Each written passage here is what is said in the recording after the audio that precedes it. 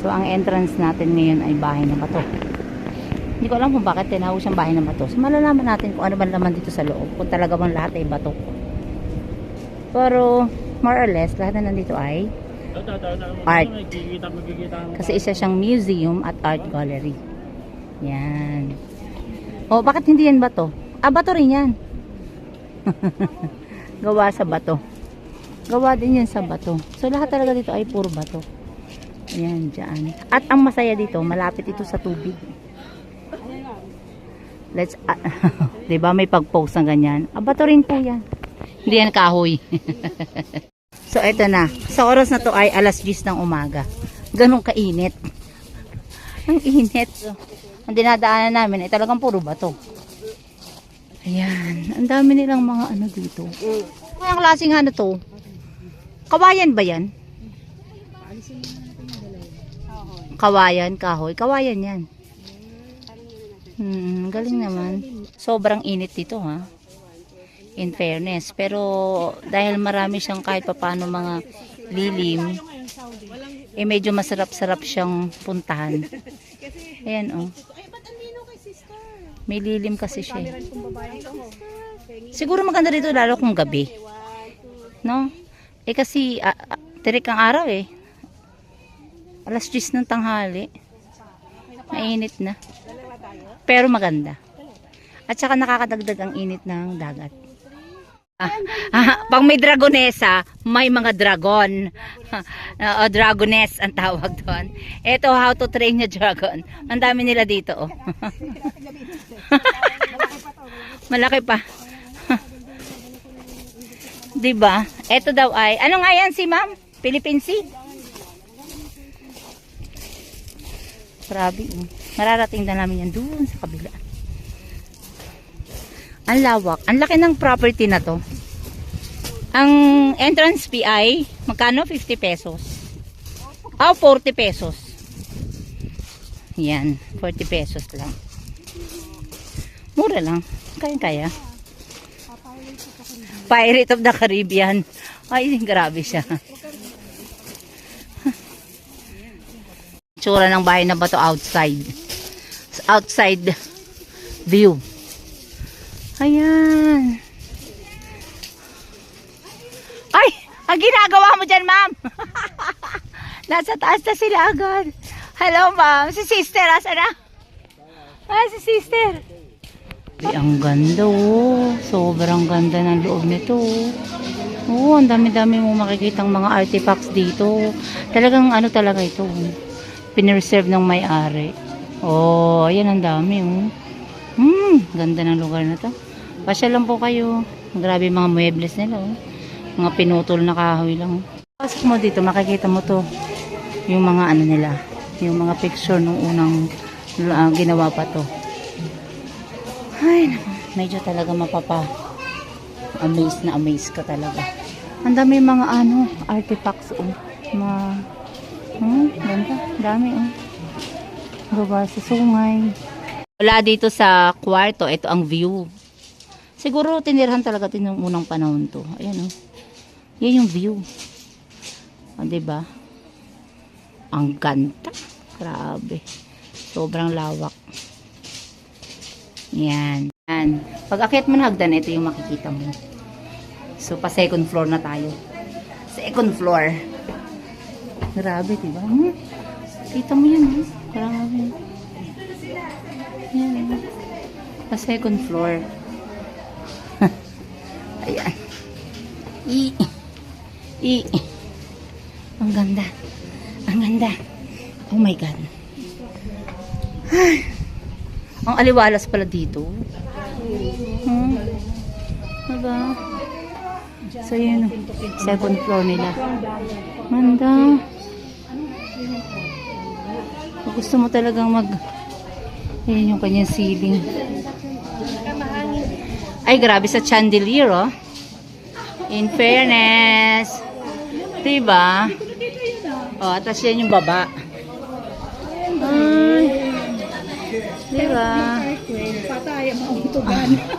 Hindi, nakaano siya eh. Diba? Ganda, oh.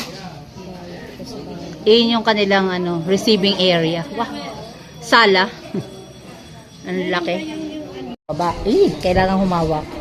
Nakakatakot. Oo.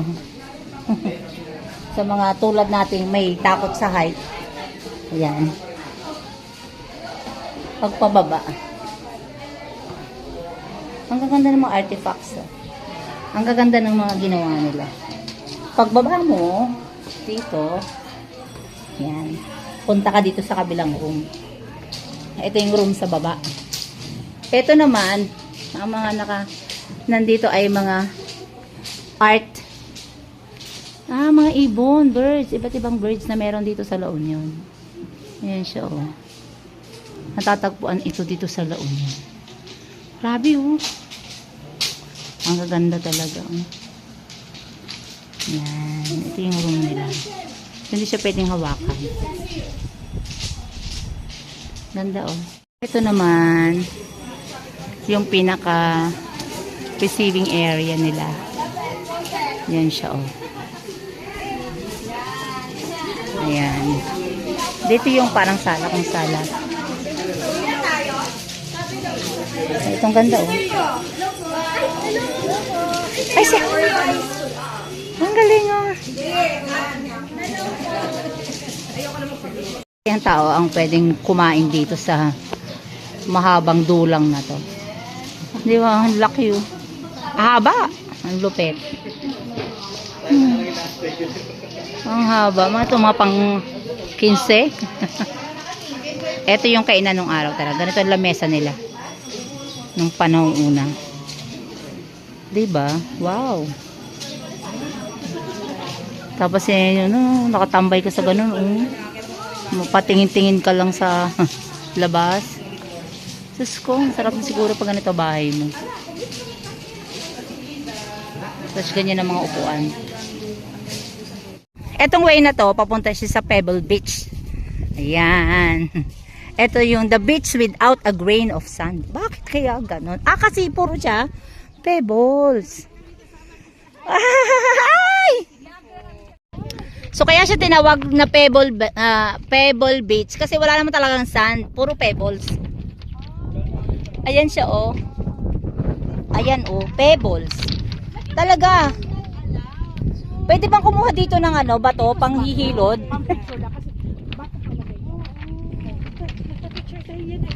Pebbles Beach. Ang ganda dito, oh. Ayan siya.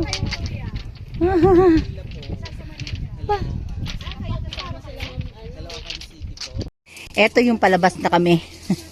Dumaan pa rin kami. Ito, bahay na ba ito pa rin to? Oh. Pero bakang sarado. Occupy, do not enter. Ay. Uy, may paragos, oh. Sa Tagalog, ang tawag diyan kangga. Kangga. Kangga yan sa amin, ma'am. Kangga. Paragos yan sa iba. Kangga. Pinaka-museum niya. Ayan. Diba? Pansinin mo yung mga artwork dito. Lagi may bato. Kasi nga, bahay na bato. Ayan, hanggang dun, no? Oo. Tapos ito, oh. Yung inaapakan namin. Oh. Batong-bato siya, oh. Oo, siya, oh. Ito, oh. Okay na yan, malaki. Wow! Ang lupit. Oh. Oh. Sabi. Ano kaya ito? Ano klaseng to? Hayop? Kabayo ba siya? Hindi, may pakpak eh. Hindi. Pag dyan, te. Yan nasa likod mo. Inabol po. Inabol. Yes po. Yan ba yung yung naghahabi? Yes po, ma'am. Inabol. Ayan siya, oh. Ganito ang kabuhayan ng mga tao dati. Dito. Ayan, Inabol daw tawag siya. Ay, ang hangiran nila, oh. Kaganda. Wow. Inabol. Yan. So, nakakabuo sila ng damit dahil dyan. Sa inabol na yan. Ng weapon, ayan. Ito lahat. Ay, grabe. Iba't ibang sombrero na ginagamit. Kasi ginagamit ng mga sundalo siguro yan. Yung mga, iba yung mga balahap. Hapon. Ay, grabe, oh. Pati yung mga ammunitions nila. Oo. Ayun yung mga ano tawag yung iniinuman, drinking can. Tumbler na sa atin ngayon. Tumbler na. Grabe, oh. Ito, oh. Inuman din yan. Ay, grabe naman. Ganyan kalaki ang tansan dati. Tansan yan, oh. Hindi, plato yan. Ah, plato ba? Kala ko tansan eh. Nabutan ko pa yan. Tansan. Meron yan. Yan ang rifle nila, oh. Naabutan mo pa yung ganyan, ma'am? Wow. Kaso lang, nayulanda kami, kaya Kaya nawala na. nawala. Ay, rusty tools. Ay, ito yung mga pantahi. Uy, may ganun pa kami, oh. Ayun, oh, yung, ano nga yun, yung diuling. Plancha. Naabutan ko yan. Naturuan pa ako ng nanay ko maggamit niyan. Plancha. Asan ako sinilya, ma'am? Ay, yung sa baba. Ayun, oh, yung gaas, di gaas. Ice crusher. Ice crusher. Ah, ito yung malamang ginamit ng razon. Ganyan araw. Ay, in fairness, ang kabayo nila, oh. Ang galing. Nakakataka, bakit Bakit? may ganyan? Anong ginagawa Saan dyan? Anong ginagawa mo dyan? Ang galing naman ito. Lupit, ah. Pero ito, oh. At may ganyan ako ngayon, ma'am. Hindi ko pa nagagamit. Yan.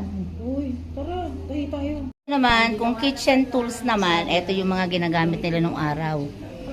Ay, mga ba? Yolanda lang pala. Ah, sarten! Ayun yung sarten. Di ba yun yung sarten?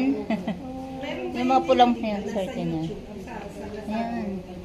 Yung mga bilao nung araw, pang sabit talaga yan kasi dyan tinasabit o nilalagay yung tinapa, yung daing, yung toyo. Tama. To preserve. Tapos yung mga bote na yan. Ano yung Pepsi? Pepsi ba yun? Old bote. Mga old bottles. Oh. Tapos yan ang bomba.